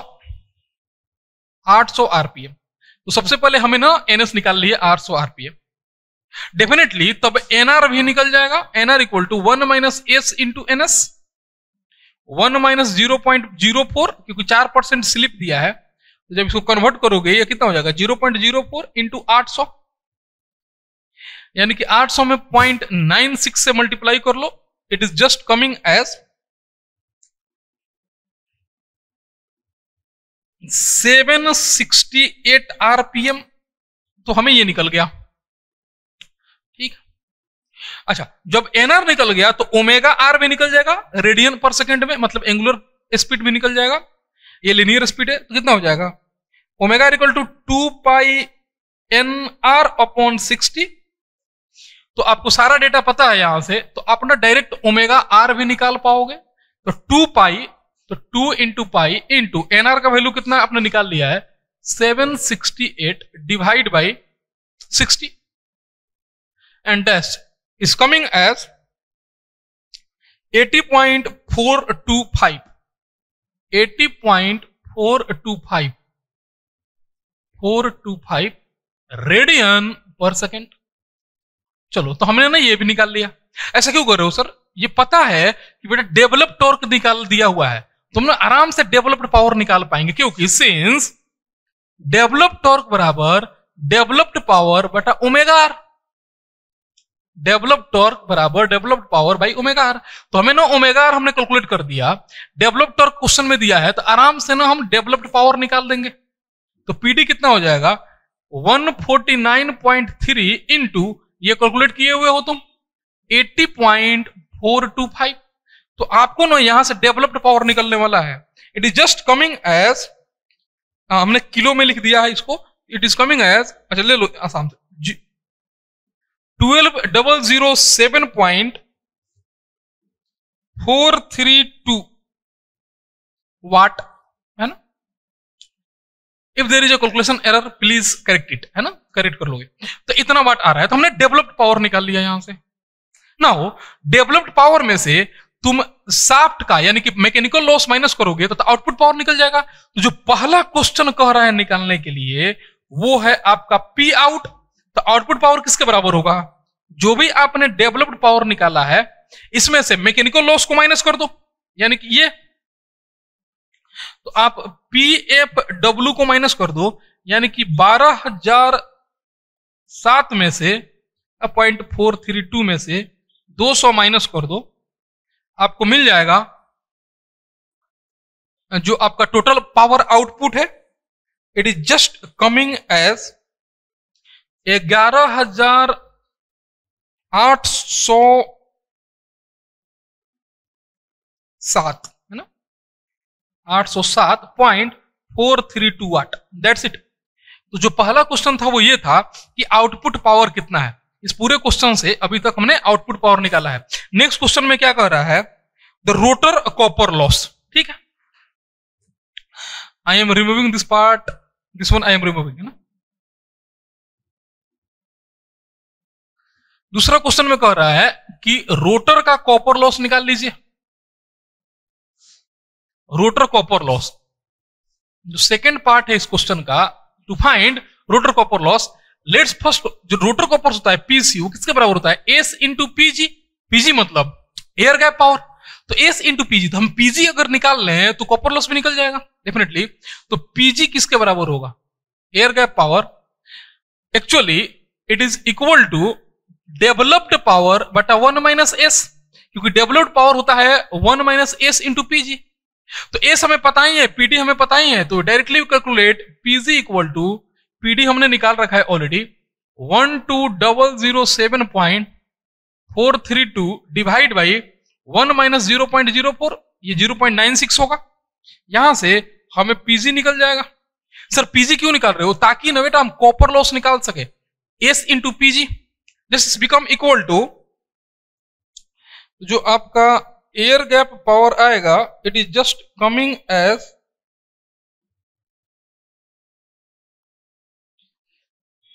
it is just coming as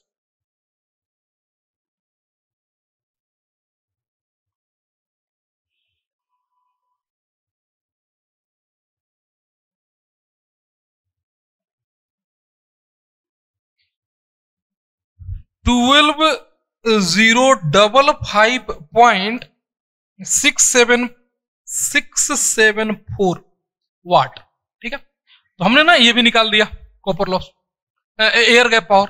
तो एयर गैप पावर निकल गया तो पीजी भी निकल जाएगा, यानी कि 0.04 इंटू ये जो वैल्यू आया है 55.674, it is just coming as दो कॉपर लॉस। तो कॉपर लॉस कितना हो जाएगा? Just calculate it, it is coming as SPG just equal to 482.22 watt, that's it. तो 482.22 वाट, 482.22 वाट, दैट्स इट। तो एक बार कैलकुलेशन आप चेक भी करोगे। तो हमने यहाँ पे सारे वैल्यूज डाले हुए हैं, आपको एक बार कैलकुलेशन चेक करते जाओगे साथ में। ये हो गया ये 482.22 वाट। अब जो थर्ड क्वेश्चन कह रहा है, what is the efficiency at full load. तो एफिशिएंसी के लिए बेटा हमें चाहिए इनपुट पावर। जब तक इनपुट आपको पता नहीं होगा, we can not calculate the efficiency. Even आपके पास आउटपुट पड़ा हुआ है, हमें इनपुट पता हो जाएगा, एफिशिएंसी निकल जाएगा। तो तीसरा जो क्वेश्चन है, आपको एफिशिएंसी निकालना है, तो पहले इनपुट पावर तो निकाल दो।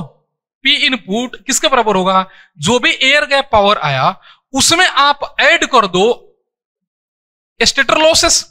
तो जो भी स्टेटर लॉसेस है यहां पे, इसको ऐड कर दो एयर गैप पावर में, आपको इनपुट पावर निकल जाएगा। What is the air gap power? It is equal to 12,055.674 plus 1620, ये हो जाएगा आपका input power. It is just coming as, I have already calculated, that is just coming as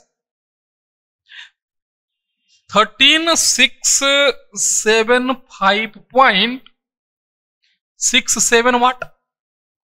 तो हमें इनपुट पता हो गया, आउटपुट हमने ऑलरेडी निकाल रखा है। वो finally get the efficiency, that is P out by P in into 100, P out by P in into 100 is become equal to, P out मतलब 118,007.432 डिवाइड बाई आउटपुट हमें पता है 675.67 इंटू 100, क्योंकि परसेंटेज में कन्वर्ट करोगे, and finally will get as 86.34%, 86.34%।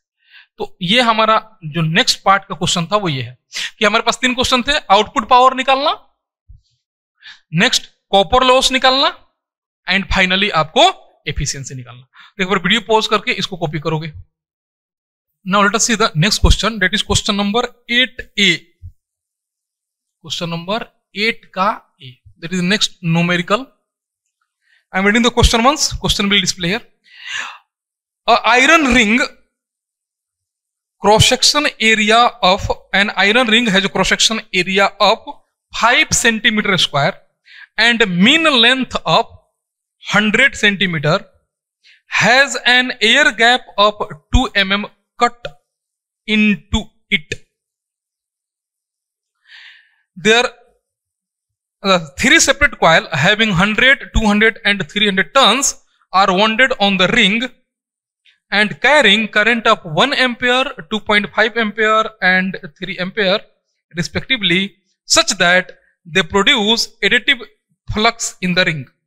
Relative permeability of the iron of the ring material is 1000. Calculate the flux in the air gap.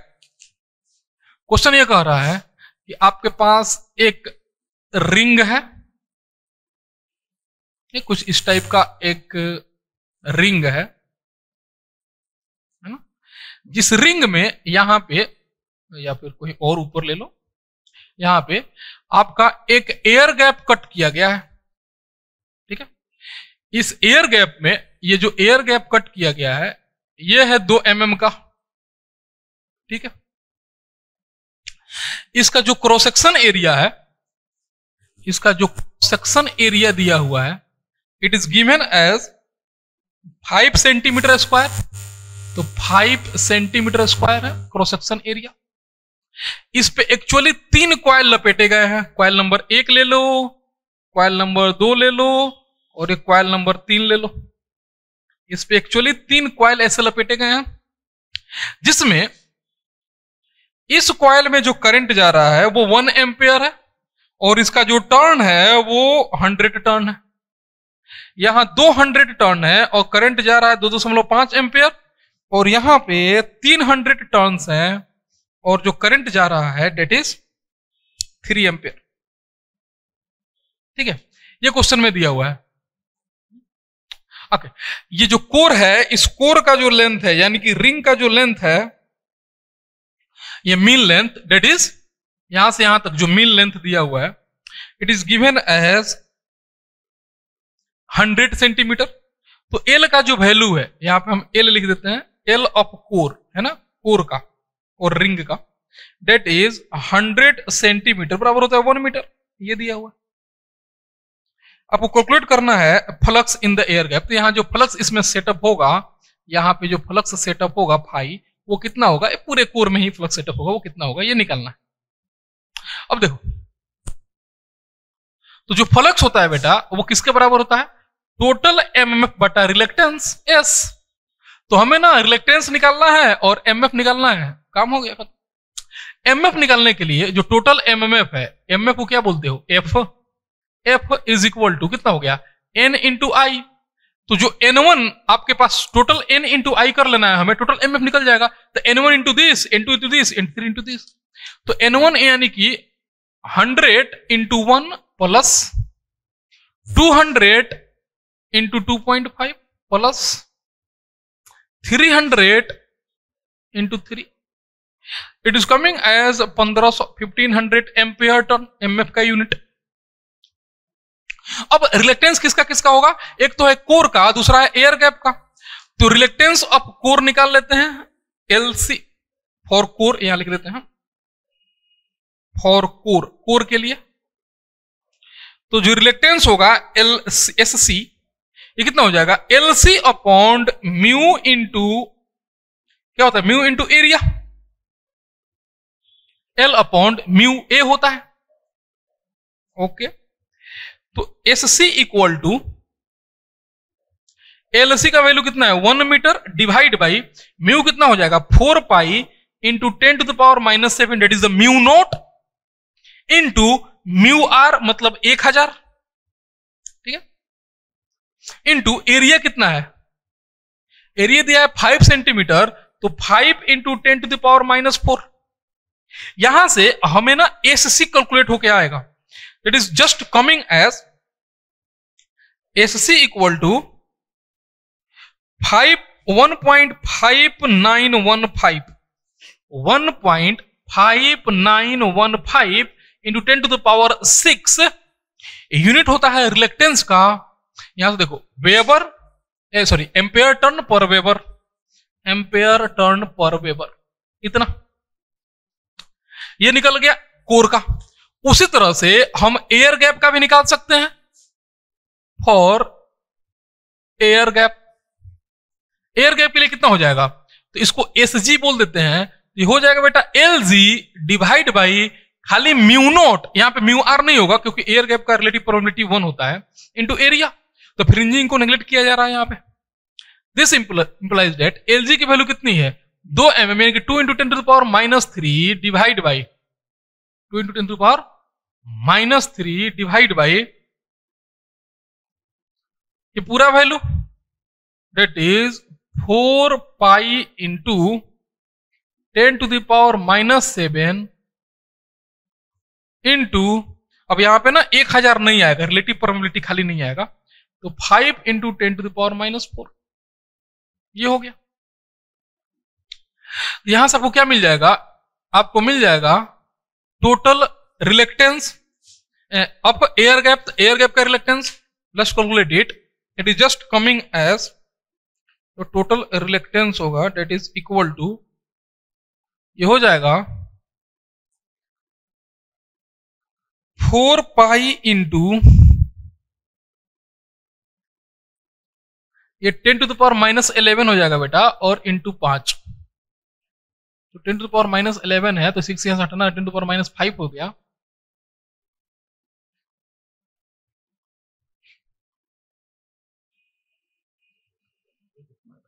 Coming as, यानी कि ये आ जाएगा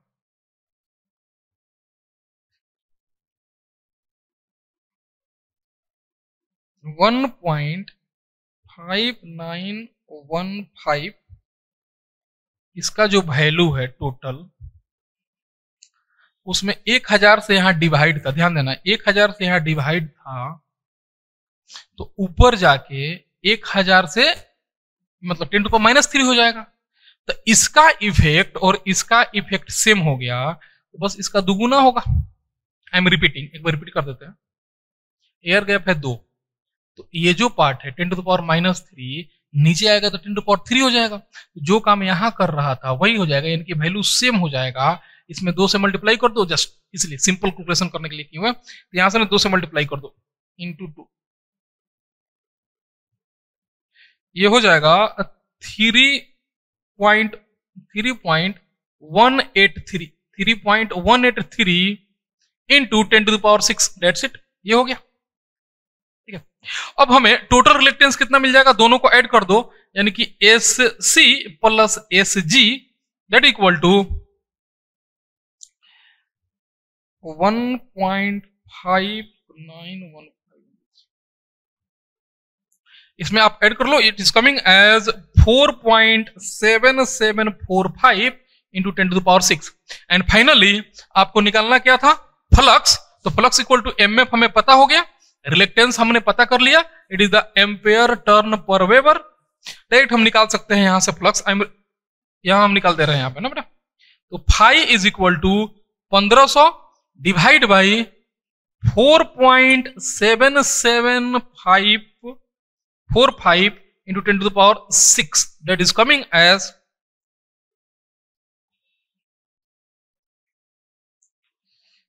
तो हो गया ये 1500 डिवाइड बाई 4.7745,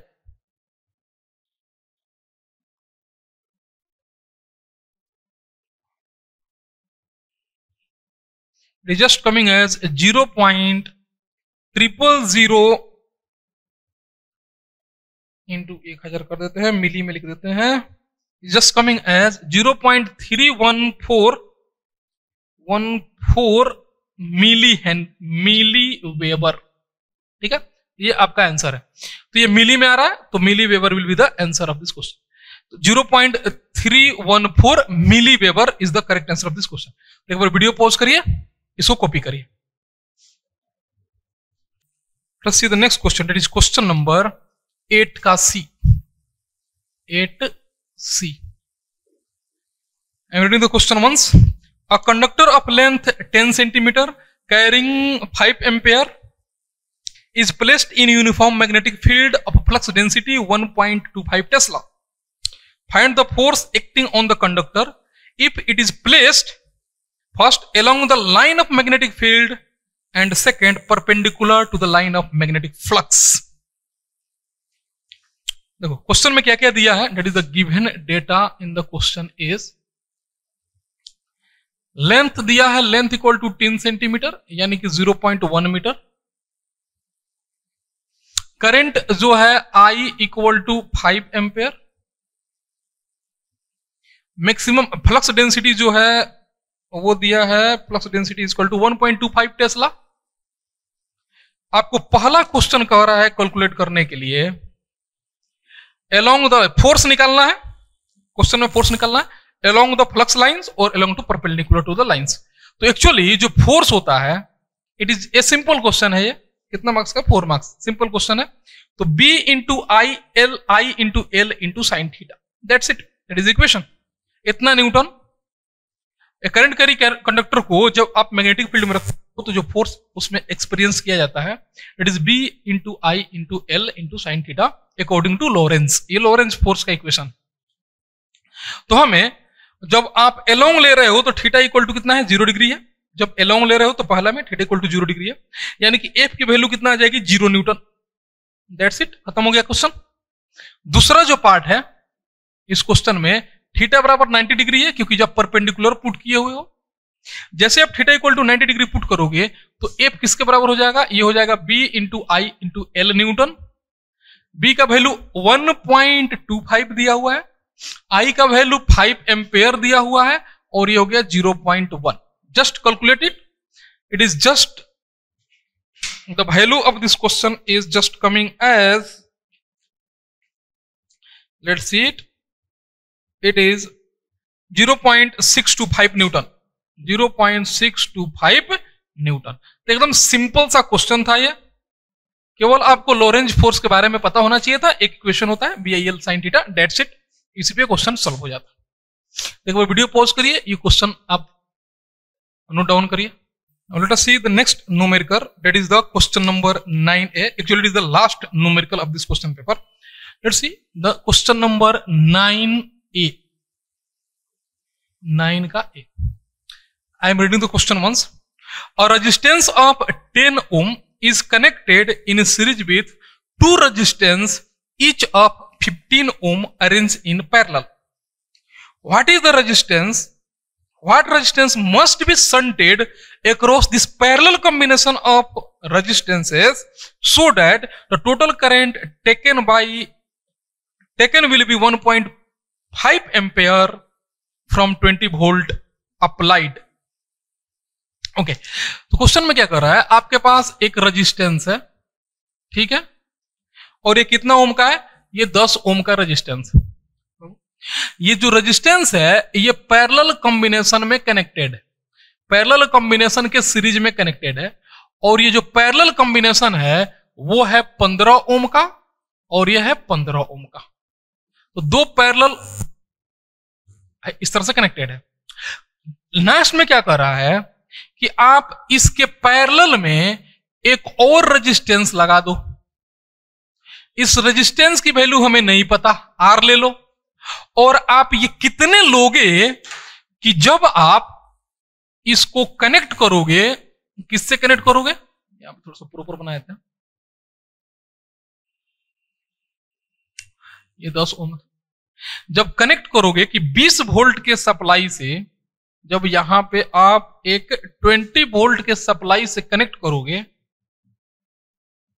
तो यहां जो करंट फ्लो हो रहा है ये 1.5 एम्पियर होना चाहिए। आपको ये वैल्यू निकालना है कि ये आर का जो वैल्यू है वो कितना है, ये क्वेश्चन है। चलिए ठीक है, अच्छा क्वेश्चन। अब देखो ये दोनों जो है बराबर रेजिस्टेंस है 15-15 ओम के, तो पैरेलल कॉम्बिनेशन में कितना हो गया 7.5, आधा हो जाता है। तो ये है 7.5 और ये है आर पैरेलल। तो निकाल लेते हैं ना, V इक्वल टू क्या, I इक्वल टू क्या होगा, V बाई आर। तो आर इक्विवेलेंट निकालते हैं। आर इक्विवेलेंट कितना हो जाएगा 10 प्लस ये हो जाएगा बेटा 7.5 है ना, ये पैरेलल और पैरेलल हो जाएगा 7.5 इन पैरेलल विथ आर है ना। तो इसका जो पैरेलल कॉम्बिनेशन है इसका रेजिस्टेंस हो गया 7.5, उसमें आर का पैरेलल कर लो, ये टोटल रेजिस्टेंस हो गया। अब हमें आर इक्विवेलेंट पता चल गया तो हम क्या निकाल पाएंगे, अगर यहां पे इसको सॉल्व करोगे तो आर इक्विवेलेंट आ जाएगा, R equivalent equal to 10 plus ये कितना हो जाएगा, ये हो जाएगा बेटा 7.5 into R divide by 7.5 plus R, बस हो गया, आर इक्विवेलेंट निकल गया। Next I equal to V by R होता है ना, आर इक्विवेलेंट एक्चुअली यहां पे, तो I equal to V by R equivalent. I हमें पता है, V भी हमें पता है, आर इक्विवेलेंट का इक्वेशन हमें यहां पता चल गया, आर ना निकल जाएगा ना, सिंपल क्वेश्चन है। यहां से आ जाते हैं हम यहां पे, यानी कि R equivalent equal to V कितना है 20/1.5, दैट्स इट। आर इक्विवेलेंट की वैल्यू पुट कर लीजिए यहां पे 10 plus 7.5 into R divide by 7.5 plus R is equal to 20 divide by 1.5। आप इसको कैलकुलेट करेंगे, it is just coming as exclude करोगे 10 को इधर भेज दो, इसको सॉल्व करो and you are getting as 7.5 into R divide by 7.5 plus R is equal to 3.333 आपको मिलेगा। ये 10 यहां पे ले जाके माइनस कर लीजिए। जस्ट यहां से हमें आर निकालना है तो कितना हो जाएगा, इसको इधर ले जाओ, ये हो जाएगा 7.5 divide by 3.333 R is equal to 7.5 plus R. इस आर को इधर लेके आइए और माइनस कर दीजिए। यहां पे जब इसको सॉल्व करेंगे ये आएगा, इसको जब आप सॉल्व करोगे ये आएगा 2.25, ये आएगा बेटा 2.25, यानी कि ये हो जाएगा आपका 2.25 आर है ना, is equal to 7.5 plus R. इसको इधर भेज लीजिए, जस्ट सिंपल है, कुछ आर की वैल्यूज निकाल रहे हैं जस्ट हम लोग, आर को इधर भेज लीजिए, ये आपको मिल जाएगा 1.25 R is equal to 7.5 and finally R equal to 7.5 divide by 1.25 that is the 6 ohm. That is the answer of this question, यानी कि the correct answer of this question is 6 ohm, 6 ohm है ना, तो 6 ओम होगा। यानी कि जब आप यहां पे 6 ओम का रेजिस्टर लगाओगे तो इसमें 1.5 एम्पियर का करंट फ्लो करेगा। It's all about your question series, that is the example semester examination question that is 2021। तो ये इतने न्यूमेरिकल आए हुए थे इस क्वेश्चन में, एक बार आप इसको रिवाइज करिए।